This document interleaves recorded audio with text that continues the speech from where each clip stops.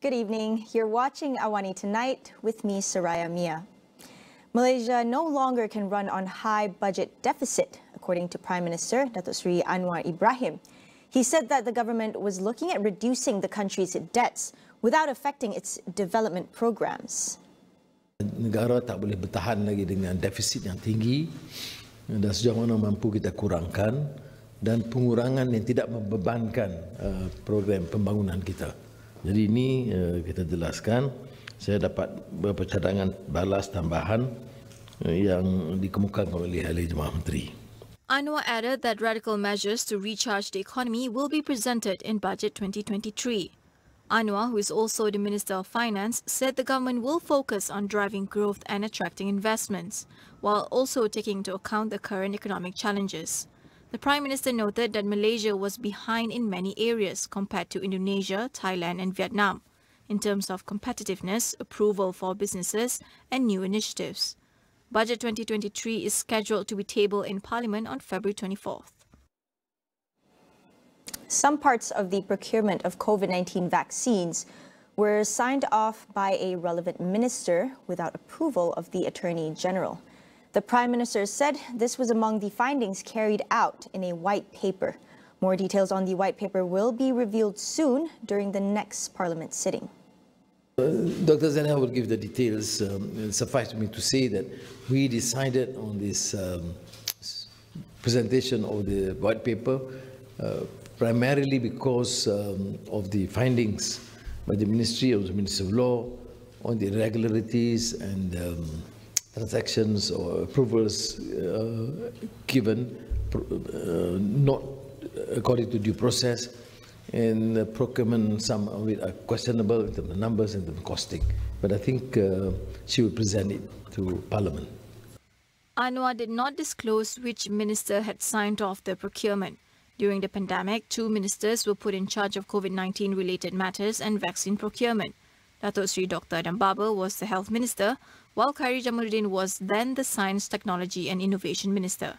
The MECC launched a probe into COVID-19 vaccine procurements last year.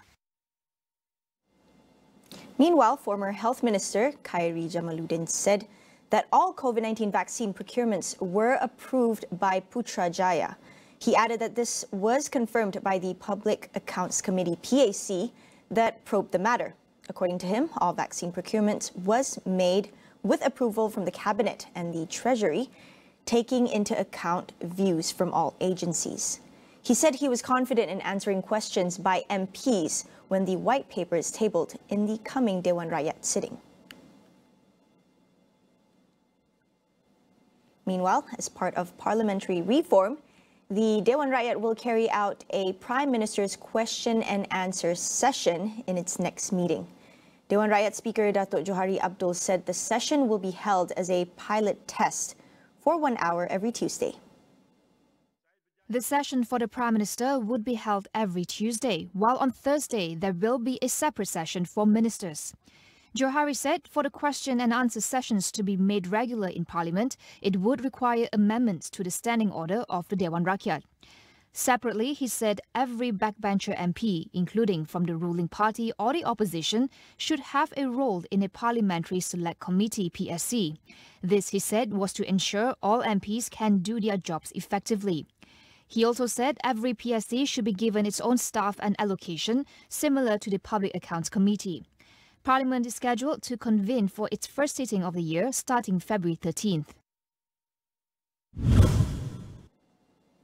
Despite repeated warnings that Malaysia is fast becoming an aged nation, the country has yet to officially launch a national dementia plan. Geriatrician Dr. Yao Weng Kiong speaks on the urgency to make dementia a public health priority in order to prepare ourselves for the years to come. If you have all these NCD, non-communicable disease like diabetic hypertension, your risk of getting dementia will be higher and the thing getting vascular. But if you have none, with age, that is a risk. So Malaysia moving towards aging population. So in 23 years, 2044 will be 14% of our population.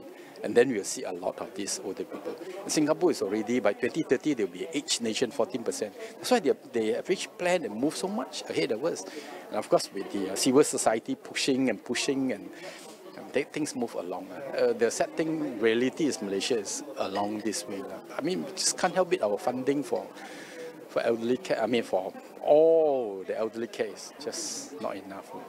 Dr. Yao also highlighted the importance of having a holistic act to safeguard the elderly, which was first proposed by the Pakatan Harapan-led administration in 2019. Our worry is more towards how to protect a lot of older people who may have some problems cognitively, just as we discussed just now. If they have some issue with their executive function, they may not be able to make good decisions, and in that process, sometimes maybe scam or maybe cheated off their property, their finances, and so on and so forth. And so there must be a mean for us when you get into trouble of way of how we can improve on that. So hopefully this new act will be more comprehensive and a bit more detailed. If you look at the Child Act, I think there's 60+ pages, of act covering various aspects. So I hope it will come out nicely and be useful for all of us. We'll be right back after the break. Stay tuned.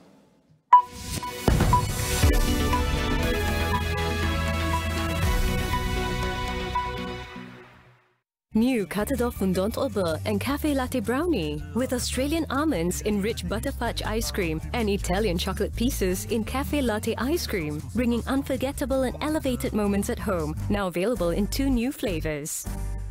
Hebat tak Alam? Ada guna lagi hebat. Dua-dua hebat. Jom makan special? Budak-budak ni Maggi pun special. Ayam pun ada lagi. Tambah sayur, baru seimbang.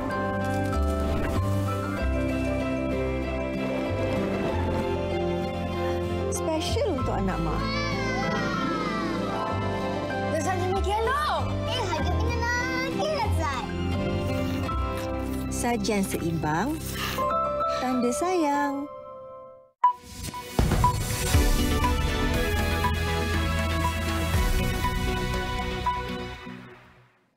The death toll from the earthquake that struck Turkey and Syria on Monday has risen to over 11,000.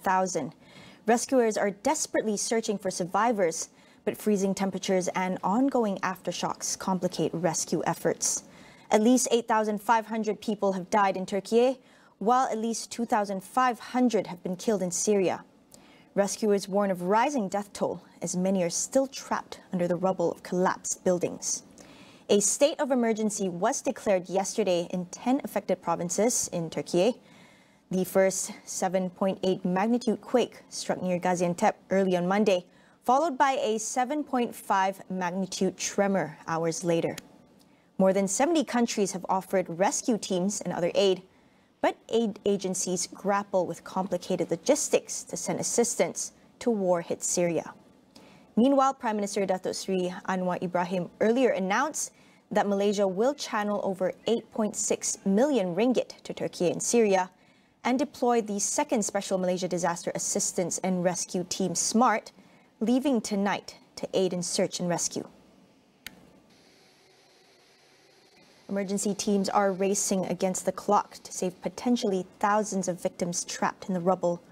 Emir Salim Yüksel, ambassador of the Republic of Turkey to Malaysia, updates the current situation on the ground.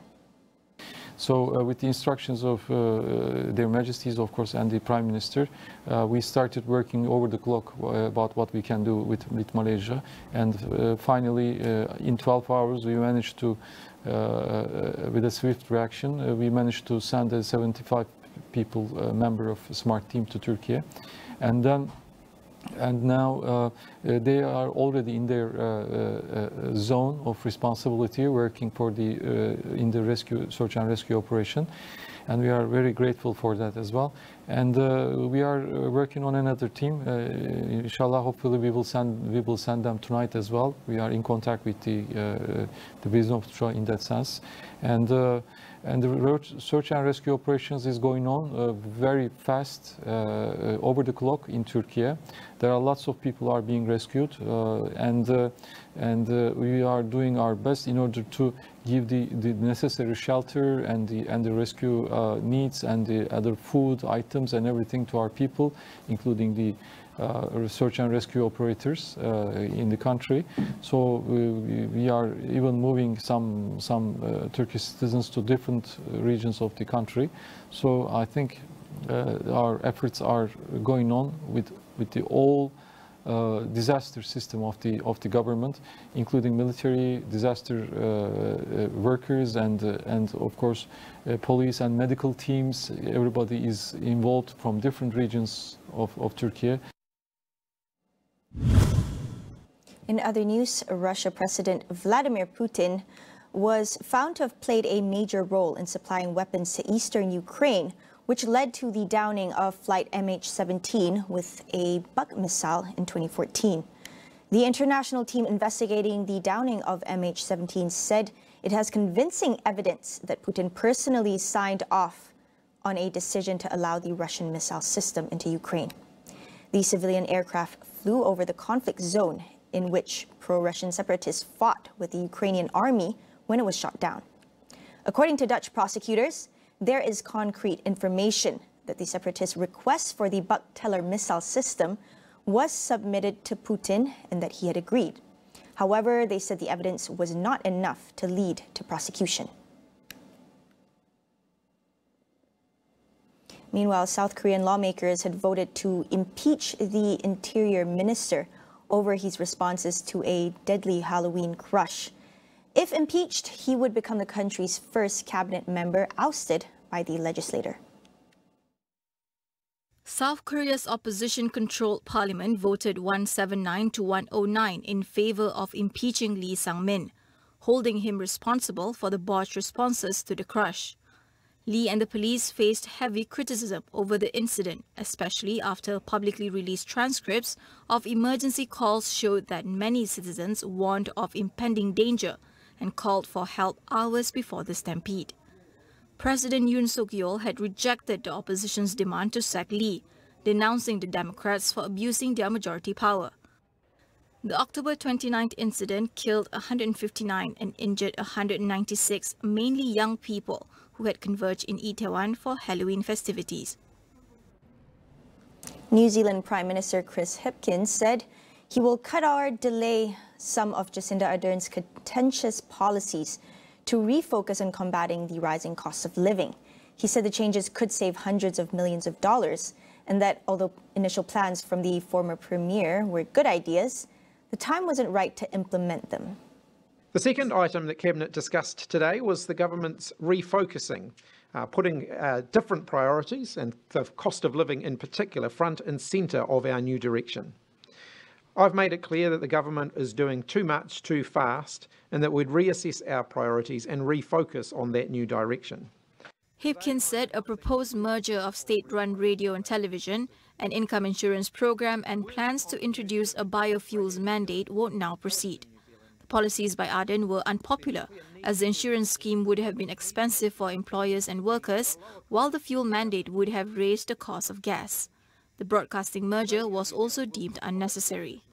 To mitigate the impact of inflation, Hipkins also announced a 7% increase in minimum wage to 22.7 New Zealand dollars per hour, coming into force in April.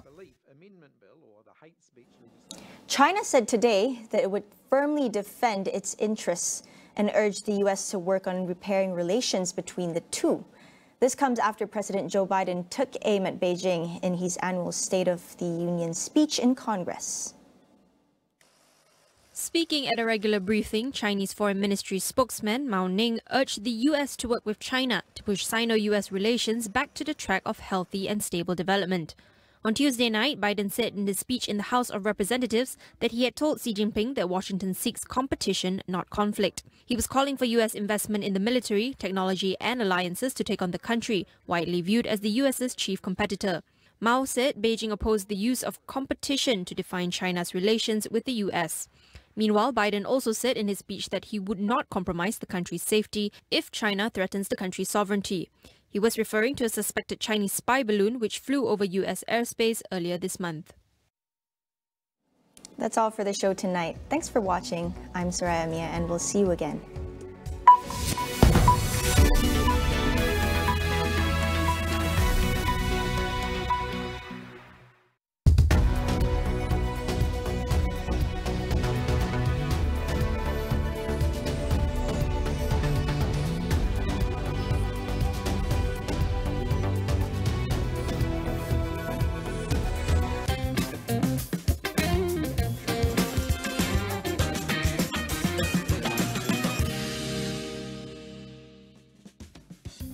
Hello and good evening. I'm Melissa Idris. Welcome to Consider.